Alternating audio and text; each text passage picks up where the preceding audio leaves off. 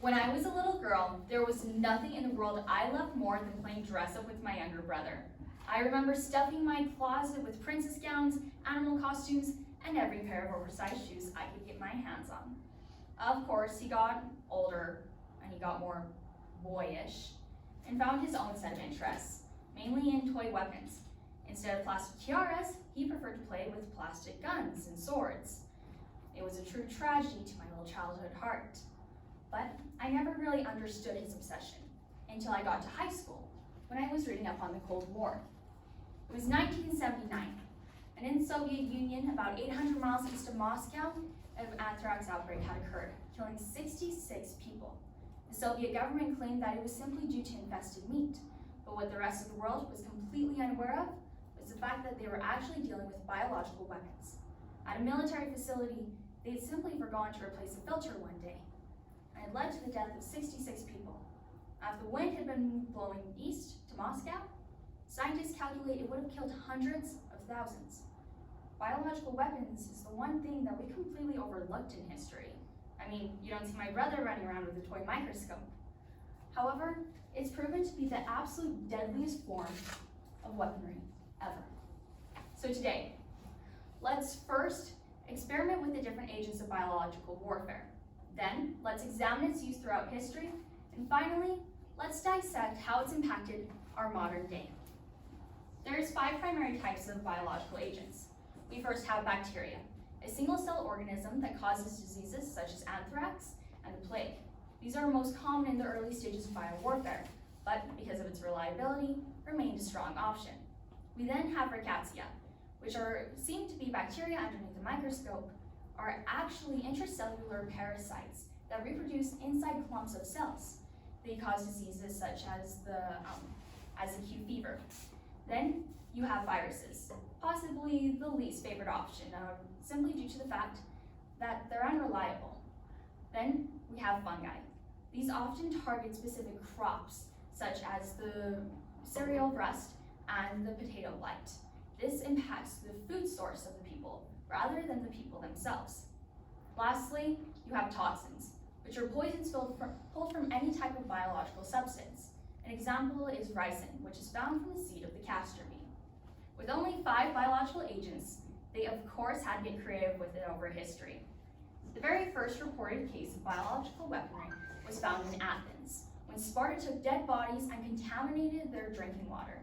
This led to sickness and death from their working class, which was of course their fighting class as well, leading to Sparta having victory in the war. Then you have Hannibal Barca, who was possibly the most insane guy ever. When he would go into naval battle, he would take earthen vases and fill them with snakes. When the enemy ships came close enough, he would take the vases, break them onto the deck of the ship, releasing the snakes and terrifying the enemy sailors. Then, in 1346, he found the Tartar army attack the Caffar by throwing dead bodies over their walls from plague victims. This wasn't even the last time it was used, as in 1710, the Russian army repeated the tactic against the Swedish, killing off many people with impressive success. Then, the very first biological agent was brought to North America. Sir Geoffrey Amherst was the leading captain of the British forces in North America, and when faced with the dilemma of not having enough land to move in on, he turned to the Native Americans, gifting them smallpox-infested blankets, killing off about 30% of their population, allowing the British to retain more land with less resistance. Flash forward to the 20th century. While World War I was primarily caused by chemical warfare, we saw biological warfare was the silent killer of World War II. Some countries decided to go for testing, such as Germany, who took their concentration camps, infected their prisoners with protozoa, bacteria, and even a virus, hepatitis A. Japan followed a similar procedure, killing almost 3,000 human subjects. Meanwhile, countries such as Britain and the US had just barely begun their biological programs, producing more basic weaponry, such as anthrax bombs. Others went straight for action. Take, for example, Japan. In 1939, Japan took disease-infested fleas and put them in an airplane and flew them all the way across Chinese cities, resulting in death and sickness in men, women, and children, anyone who came in contact. Of course, this increasing use of biological weaponry raised some concerns between the countries. In the 1970s, both the Warsaw Pact nations and Britain submitted proposals to the UN to restrict the use of biological warfare. This resulted in the BWC Treaty, which restricted the use, stockpiling of anything from pathogens to various types of bacteria out of fear of biological weaponry. Which brings us to present day. Of course, we face new challenges, more difficult than ever.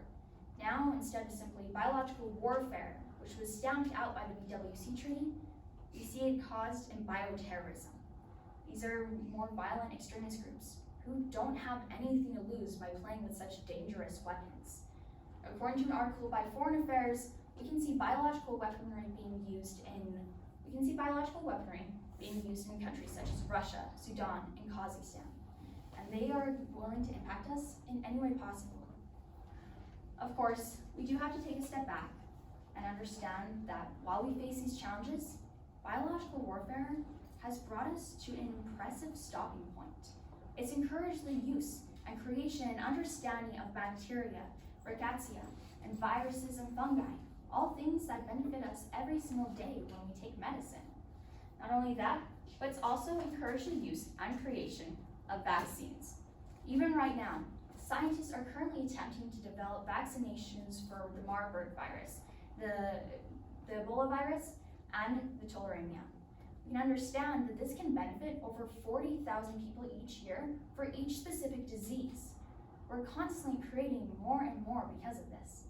Not only that, but also encourage the creation of the European Molecular Biology Organization, or simply known as EMBO. Post-World War II, a group of scientists saw how difficult it was to carry on with their scientific research when it was being used for bad rather than for the good. So, they made a plan for an organization that would support scientists in their biological study. Now, EMBO has spread all across the globe, encompassing almost every single country. They support scientists by ordering workshops, conferences, publishing 5 different scientific journals a year, as well as supporting financial aid for scientists in need. We can understand that it's taken us so far. And just in this speech, we've covered the 5 different agents of biological warfare. We talked about the historical applications and how it's completely changed our modern day. We can understand that biotechnology is just one example of how we can completely change the world if we're truly determined enough. All that's left to do is decide whether we'll use it to hold each other back or lift us all up. Thank you.